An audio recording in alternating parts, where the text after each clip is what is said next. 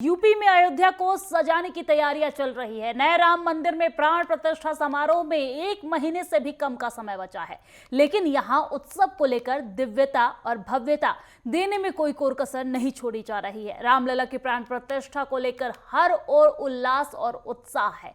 हर कोई इस अद्भुत, अविस्मरणीय, अद्वितीय पल का गवाह बनना चाहता है। दुनिया भर से आने वाले श्रद्धालु अयोध्या का वैभव देखकर खुश हैं। चारों तरफ उल्लास देखा जा रहा है, और हो भी क्यों ना, क्योंकि हिंदुओं के आराध्य प्रभु श्री राम की प्राण प्रतिष्ठा जो होनी है, आज हम इसी पर चर्चा करेंगे। अयोध्या में उल्लास है। अयोध्या ही नहीं बल्कि दुनिया भर में उल्लास है। चारों ओर उल्लास है। कार्यक्रम को लेकर खास तैयारियां की गई है। हर ओर जय श्री राम के नारे लगाए जा रहे हैं, और अब बस इंतजार है तो 22 जनवरी का, जब रामलला का प्राण प्रतिष्ठा होगा। आपको बता दें कि इसको लेकर अयोध्या को पूरी तरीके से सजा दिया गया है। तैयारियां जोरों पर चल रही है। अलग अलग जगहों पर अलग अलग व्यवस्थाएं की गई है, चाहे वो एयरपोर्ट पर हो या फिर रेलवे स्टेशन पर हो। आपको बता दें कि एयरपोर्ट, जो नया एयरपोर्ट है श्री राम एयरपोर्ट, उसका उद्घाटन 30 दिसंबर को प्रधानमंत्री नरेंद्र मोदी अपने हाथों करेंगे। वही यहाँ पर वर्ल्ड क्लास सुविधाएं यहाँ पर दी जाएगी। इंटरनेशनल एयरपोर्ट है, ताकि जो अलग अलग देश के जो राम भक्त हैं वो भी पहुंच सके।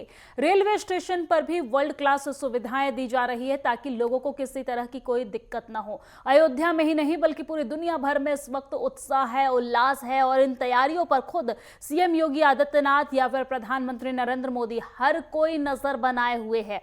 राम भक्त जो हैं वो काफी उत्साहित नजर आ रहे हैं। आपको बता दें कि राम केवल एक शब्द नहीं बल्कि आस्था के प्रतीक हैं, मर्यादा के प्रतीक हैं, सत्य के प्रतीक हैं, कर्म के प्रतीक हैं, धर्म के प्रतीक हैं, निष्ठा के प्रतीक हैं।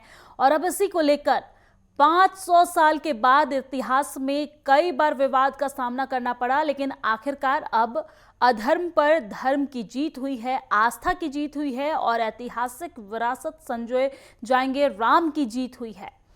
और राम भक्तों में खासा उत्साह है। देश भर में अभी बस जय श्री राम के नारे लगाए जा रहे हैं। अलग अलग जगहों पर सजावटें चल रही है। अयोध्या को तो पूरी तरीके से सजाया ही गया है, लेकिन आपको बता दें कि देश के अलग अलग कोने में भी इस वक्त बस जय श्री राम के नारे लगाए जा रहे हैं, चाहे वो मॉल्स हो या फिर एयरपोर्ट हो। कई जगहों पर इस तरीके की तस्वीरें सामने आ रही है, जहां पर श्री राम की प्रतिमा लगाई जा रही है। श्री राम को लेकर जो लोगों में उत्साह है वो एक अलग तरीके से देखने को मिल रहा है।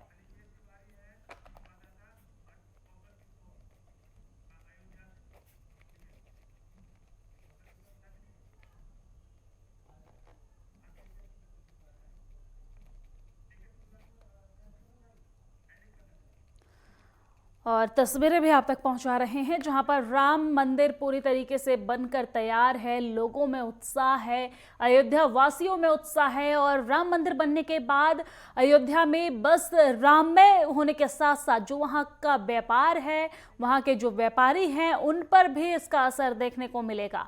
और इसी पर चर्चा के लिए आज हमारे साथ कुछ तमाम गेस्ट जुड़े हैं। सबसे पहले आपका उनसे परिचय करवा देते हैं। राजपुरोहित मधुर जी, जो ज्योतिषाचार्य हैं, वो हमारे साथ जुड़े हैं। रजा रिजवी, जो वरिष्ठ पत्रकार हैं, वो जुड़े हैं हमारे साथ। और इसी के साथ अनिकेत तिवारी लखनऊ से हमारे साथ जुड़े हुए हैं। कौशल किशोर शुक्ला अयोध्या जन्मभूमि से जुड़े हुए हैं। सबसे पहले आप सभी का स्वागत है नेटवर्क 10 पे। राजपुरोहित मधुर जी, आपके पास आते हुए, अयोध्या में पूरी तरीके से उल्लास है, वहां पर पूरी तरीके से राममय हो चुका है अयोध्या। कैसा महसूस कर रहे हैं आप वहां पर? अवधपुरी आज ऐसी सुहावनी लग रही है जैसे अयोध्या को पूरा दुल्हन की तरह सजाया गया है जी। परमात्मा राम, भगवान राम, सनातन के राम, सबके राम जब विराजमान होंगे, अपने स्वयं अपने महल में विराजमान होंगे, तो आप समझिए पूरे विश्व में सनातन की सत्ता ही नहीं अपितु सत्य की सत्ता वहां पर विराजमान होगी। और इस शोभायमान स्थिति को देखने के लिए आज पूरा संसार लालायित है। यहाँ तक कि गोस्वामी तुलसीदास जी की वो चौपाई भी सिद्ध साबित होती है कि बड़े भाग मानुष तन पावा। आज इन मनुष्य योनि में जो भी जन्मे व्यक्ति हैं, उन सब के नेत्र कहीं ना कहीं जो सजल नयन हैं, जैसे सबरी के सजल नयन थे भगवान राम की प्रतीक्षा में, ऐसे ही 500 वर्षों बाद सनातन के राम पुनर्अपने घर में वापसी कर रहे हैं। ऐसे सरकार को भी धन्यवाद सबको देना चाहिए। और मुझे लगता है कि अयोध्या एक ऐसी परम पवित्र धरा है जो पूरे विश्व को, पूरे राष्ट्र को केंद्रित करती है, और ये राष्ट्र के रूप में ये सनातन की पुनर्स्थापना का एक भव्य महामहोत्सव मनाया जा रहा है, जो कि समस्त जनमानस के लिए, वो चाहे गरीब निचले स्तर का व्यक्ति रहा हो और चाहे बहुत ज्यादा वीवीआईपी व्यक्ति रहा हो, कोई भी रहा हो, सबके लिए एक सामान्यतः बहुत ही एक ऐसा मनोरम दृश्य तैयार हो रहा है जो कि अकल्पनीय है। जी, ज्योतिषाचार्य जी, लौटूंगी आपके पास। हमारे साथ हमारे संवाददाता लखनऊ से अनिकेत तिवारी भी जुड़े हुए हैं। अनिकेत, आपके पास आते हुए तैयारियां किस तरीके की वहां पर देखने को मिल रही है? अयोध्या के साथ साथ लखनऊ ही नहीं बल्कि पूरे देश भर में धूम है। लखनऊ में कितना उत्साह, किस तरह की तैयारियां?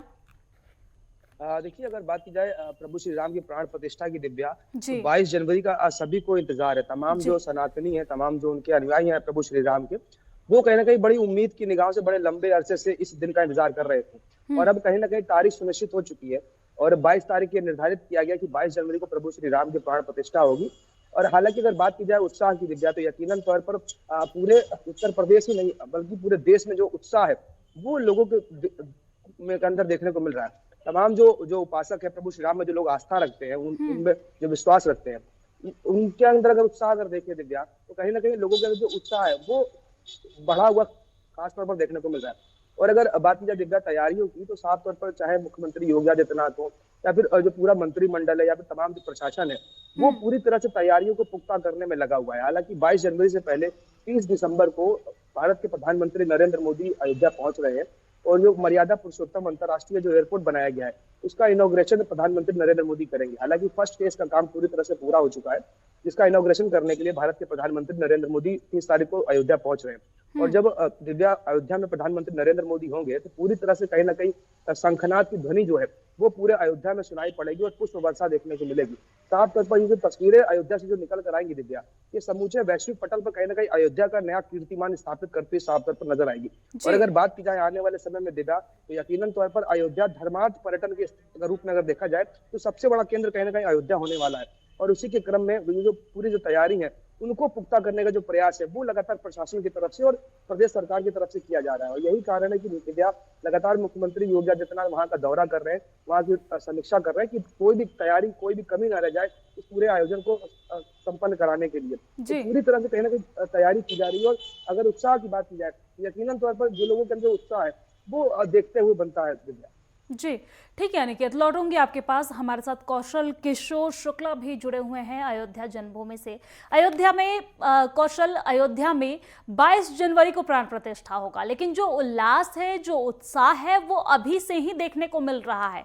आप इस वक्त वहां पर मौजूद हैं, किस तरह की तस्वीरें देखने को मिल रही है, कितना उल्लास, किस तरह से उल्लास देखने को मिल रहा है, विस्तार से बताइए।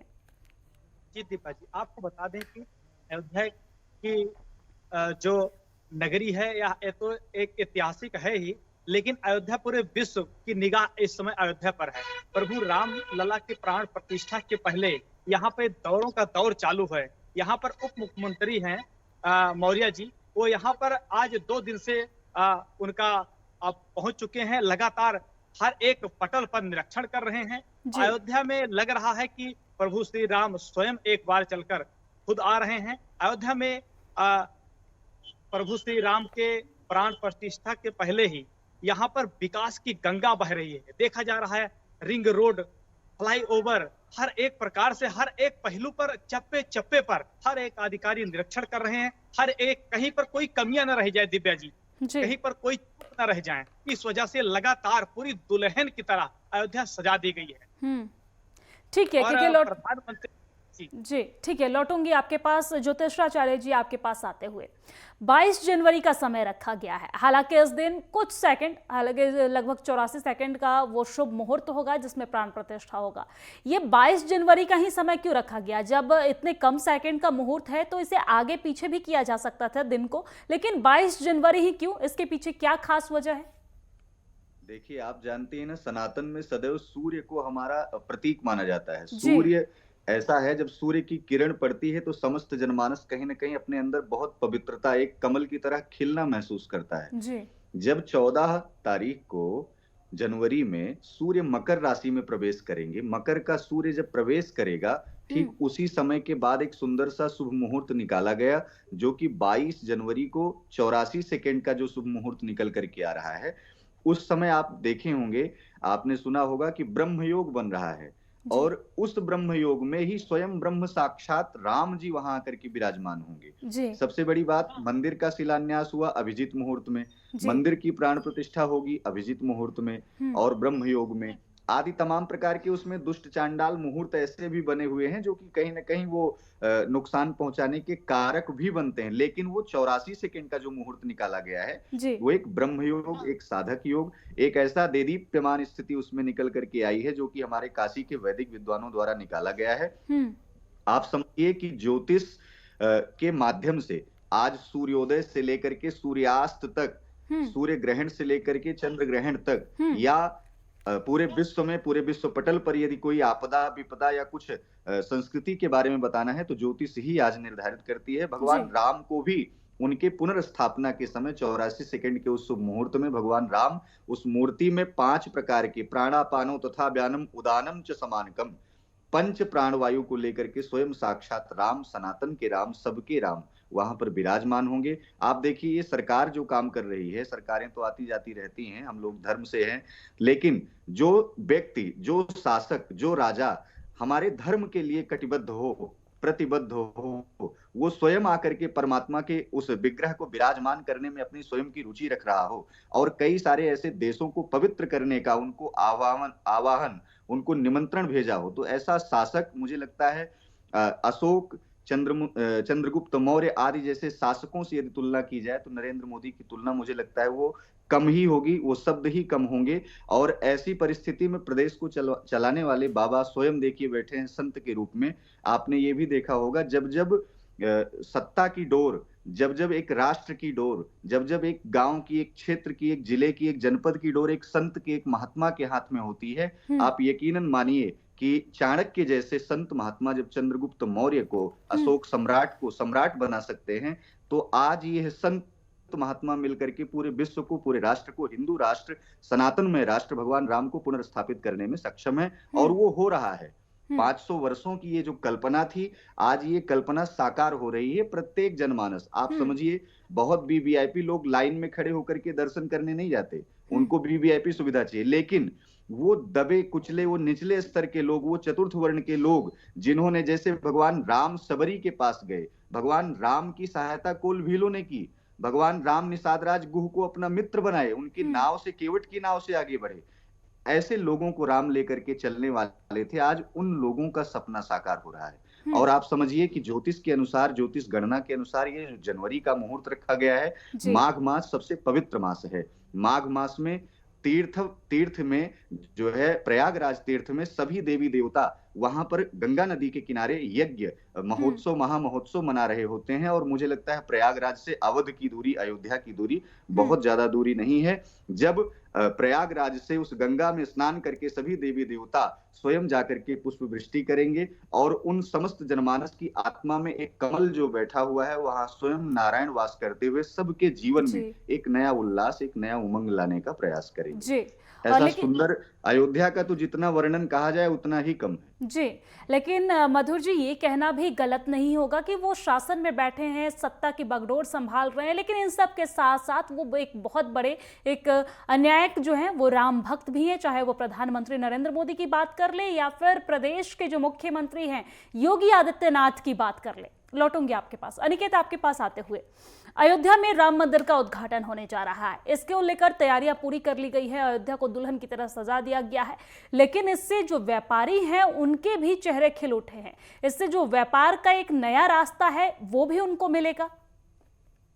देखिए, यकीनन तौर पर जब प्रभु श्री राम की 22 तारीख को प्राण प्रतिष्ठा होगी और उसके बाद में तमाम जो करोड़ों देशवासी हैं उनके लिए कहीं ना कहीं जो मंदिरों के जो पट है वो पूरी तरह से खोल दी जाएंगे। इसके साथ ही तमाम जो विदेशी जो पर्यटक हैं वो भी कहीं ना कहीं अयोध्या का रुख करते हुए नजर आएंगे। इससे बात की जाए अगर आने वाले समय में विद्या, तो साफ तौर पर अयोध्या जो है पर्यटन का एक सबसे बड़ा केंद्र अध्यात्म के रूप में देखने को मिलेगा और बड़ी संख्या में वहां पे पर्यटकों की आवाजाही भी देखने को मिलेगी।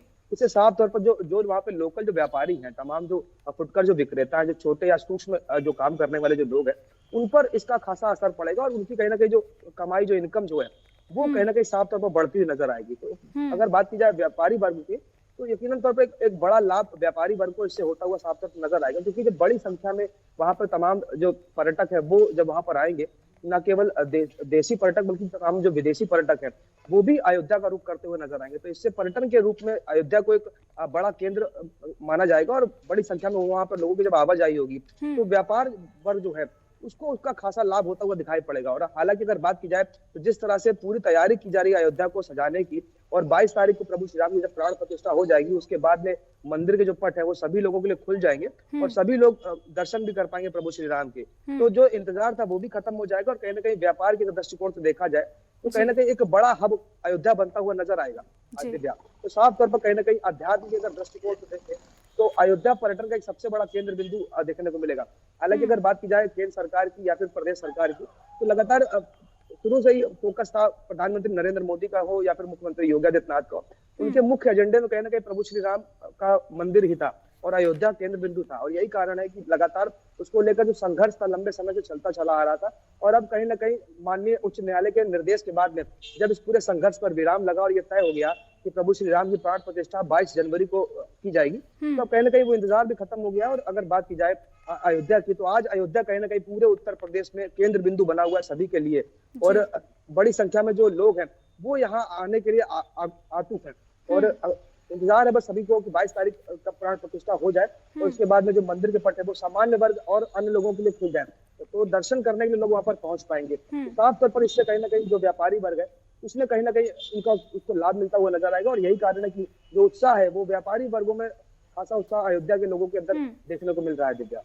ठीक है अनिकेत, लौटूंगी आपके पास। के शुक्ला आपके पास आते हुए, प्राचीन काल से हम अयोध्या की जो चर्चा है वो रामायण में सुनते आ रहे हैं या फिर अपने बड़े बुजुर्गों से सुनते आ रहे हैं, लेकिन जो त्रेता युग का अयोध्या है जो अभी आप देख रहे हैं, हम देख रहे हैं, हम सभी देख रहे हैं, उस अयोध्या में और प्राचीन काल के अयोध्या में क्या फर्क है, किस तरीके से अंतर देखने को मिल रहा है?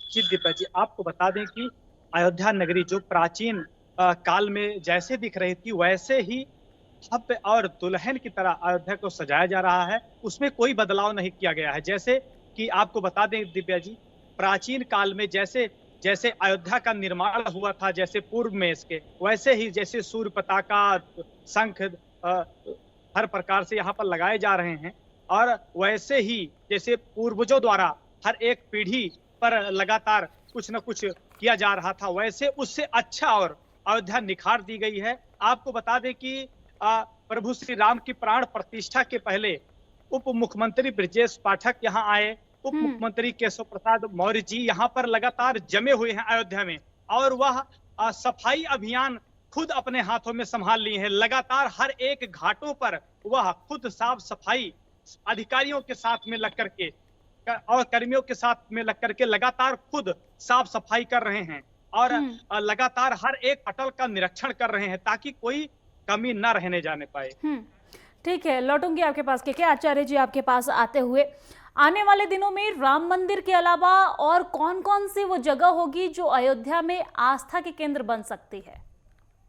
देखिए, सभी जितने भी धार्मिक पर्यटन स्थल हैं उनको पर्यटन स्थल के रूप में आदरणीय मोदी जी ने उसको कॉरिडोर का निर्माण ही किया है। अभी विश्वनाथ जी के मंदिर के समीप अर्थात वाराणसी में, काशी में आपने देखा होगा कि एक सुंदर सा मंदिर, भव्यतम मंदिर, जो कि आप साउथ में जाकर के ऐसे मंदिरों का दर्शन कर पाते हैं। ऐसी अकल्पनीय धर्म की गूंज और धर्म की सत्ता को पुनर्स्थापित करना ये व्यक्ति के मन में तब आता है जब व्यक्ति स्वयं धर्म के पथ पर चलता है। अब आप देखिए, जब गोस्वामी तुलसीदास जी ने रामचरितमानस में लिखा है उसमें कि जब ते राम ब्याहि घर आए, नित नव मंगल मोद बधाए। भगवान राम जब विवाह करके अपने घर अयोध्या के लिए आते हैं तो उस समय वहां पर मंगल की स्थिति हो जाती है। लेकिन उसके आगे गोस्वामी जी ने 2 चौपाइयों में वर्णन जो किया है, उसमें 2 चौपाई में वर्णन जो कर रहे हैं, भुवन चारि 10 भूधर चारी, सुकृत मेघ बरसहि सुख बारी, और रिद्धि सिद्धि संपत्ति नदी सुहाई। आप सोचिए कि यहाँ पर माँ सरयू, जो पवित्र सरयू वहां पर बह रही हैं, आज वो कलकल निनाद करती हुई इतने उच्च सुर में प्रवाहित हो रही हैं। वो स्वयं, क्योंकि राम को बाल्यकाल में सरयू के तीर पे खेलते हुए उन्होंने अविस्मरणीय पल वो जब गुजारा है और आज उस पल को पुनः जो है उनके राम राज्य की पुनर्स्थापना, ये रघुकुल है, ये क्षत्रिय कुल है। आप तो स्वयं दिव्या जी हैं, आप इस चीज को समझ सकती हैं यहाँ पर जाति पाति धर्म भेदभाव आदि चीजों को छोड़ करके सभी धर्मों का सम्मान, सभी जाति वर्गों का सम्मान करने वाला एक ऐसा शासक स्वयं बैठा, जो कि राम की कल्पनाओं को साकार करने में कहीं न कहीं एक कुशल संस्कार पूर्वजों से आते हैं। जो राम की उपासना उनकी माँ ने किया, उनके पिता ने किया, वो संस्कार आज उस व्यक्ति में व्यक्तित्व को बनाने में कहीं न कहीं होता है। जी, सरयू का किस तरीके से तो महत्व है? इसलिए जितना ज्यादा हो सके। जी जी जी जी, अपनी बातें पूरी कीजिए। हाँ, माफी चाहूँ। जी जिस तरीके से अयोध्या को पुनर्स्थापित करने का, आप देखिए वहां पर भद्र मतलब होता है कल्याण करने वाला। सूर्य क्षत्रिय वंश की रघुकुल की परंपरा में सूर्य ध्वजा में पताका में सदैव सूर्य स्थापित था, आज भी सूर्य स्थापित है। राम मंदिर पुनर्स्थापित हो चुका है। मूर्ति स्थापना से पहले विमान की आवाजाही वहां पर प्रारंभ कर दी गई। पहले के विमान दूसरी तरीके से होते हैं, आज के विमान दूसरी तरीके से हैं। यानी कि आप देखेंगे अयोध्या में कोने कोने चप्पे चप्पे में जो जो मंदिर वहां पर विराजमान है, आज वो मंदिर में बैठे हुए देवता स्वयं में अभिभूत हो रहे हैं, स्वयं में प्रशंसनीय अपने आप को महसूस कर रहे हैं। कारण कि उनकी सत्ता को, उनकी बागडोर को संभालने वाला एक शासक बैठ रहा है, और वो शासक कौन है? नारायण का स्वरूप स्वयं साक्षात राम है। जो राम, आप समझिए कि पंक्ति में अंतिम पायदान पर बैठे हुए व्यक्ति को, जैसे कि कुंभ मेला चल रहा था और आदरणीय प्रधानमंत्री जी गए, संत महात्माओं को नमस्कार किया, प्रणाम किया, लेकिन वहां पर सफाई कर्मचारियों के पद प्रक्षालन उन्होंने किए। आप सोचिए, राम का आधार, राम की कल्पना, और ऐसे सरकार में ये चीजें साकार होना ये सामान्य बात नहीं है। ऐसे में राम विराजमान हो रहे हैं। ये संपूर्ण भारत के लिए ही नहीं अपितु संपूर्ण राष्ट्र के लिए ये बहुत ही गौरव का विषय है, गौरव का क्षण है। और मुझे लगता है कि इससे इसको देख करके कई सारे देशों में जो कहीं ना कहीं एक विकृति की स्थिति आई है, एक युद्ध की स्थिति आई है, या फिर कोविड की स्थिति, अभी देख लीजिए नए तौर पे लोग उसको नया लॉन्च कर रहे हैं, इन सब का समन होगा और पुनर्धर्म की स्थापना होगी, जय जयकार होगी, और सनातन फिर से कहीं ना कहीं भारत हिंदू राष्ट्र होगा, भगवामय होगा सब कुछ, आप समझिए। ठीक है, भगवामय होगा। लेकिन श्री राम के साथ साथ इन दिनों हनुमान जी की भी चर्चा खूब है, जो श्री राम के भक्त थे। हनुमानगढ़ी में किस तरह की तस्वीरें उस दिन देखने को मिलेगी आचार्य जी? आप समझिए, जब हम किसी बड़े अधिकारी से मिलने के लिए जाते हैं या किसी मंत्री, मुख्यमंत्री से मिलने के लिए जाते हैं, तो हमें उनके सचिव से होकर के गुजरना पड़ता है। हनुमान जी क्या है?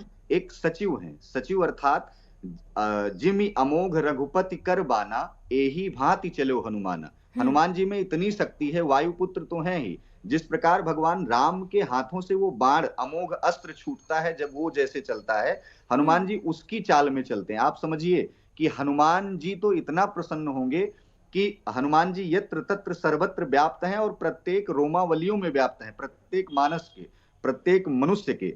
आप वो मनुष्य चाहे वो मतलब वो धर्म विहीन ही क्यों ना हो, उसके अंदर भी हनुमान जी व्याप्त हैं। वस्तुतः जब राम स्वयं में विराजमान हो जाएंगे तो वो व्यक्ति जो तमाम प्रकार की नास्तिक परंपराओं से कहीं ना कहीं घिरा हुआ है, वो आस्तिक में बदल जाएगा और धर्म में फिर से वो विलीन हो जाएगा। अब रही बात कि हनुमानगढ़ी कैसी सजी हुई है। हनुमानगढ़ी एक अयोध्या में एक सत्ता को, अभी जब तक राम स्थापित नहीं हुए थे तब तक अयोध्या की सत्ता को हनुमान जी ने संभाला, और हनुमान जी अब स्वयं जाकर के भगवान राम के चरणों में स्वयं बैठेंगे। हनुमानगढ़ी की उतनी ही प्रभुता अखंडता है। इस कलयुग में प्रत्यक्ष देवताओं में हनुमान जी माने जाते हैं, और प्रत्यक्ष देवता यदि हनुमान जी हैं तो सनातन को बचा करके लाने वाले, अभी तक चलने वाले भी, चलाने वाले भी हनुमान जी ही हैं। उसका कारण वायुपुत्र कहे जाते हैं। वायु आज तक दिखती तो है नहीं किसी को, वायु को लोग स्पर्श कर सकते हैं, महसूस कर सकते हैं।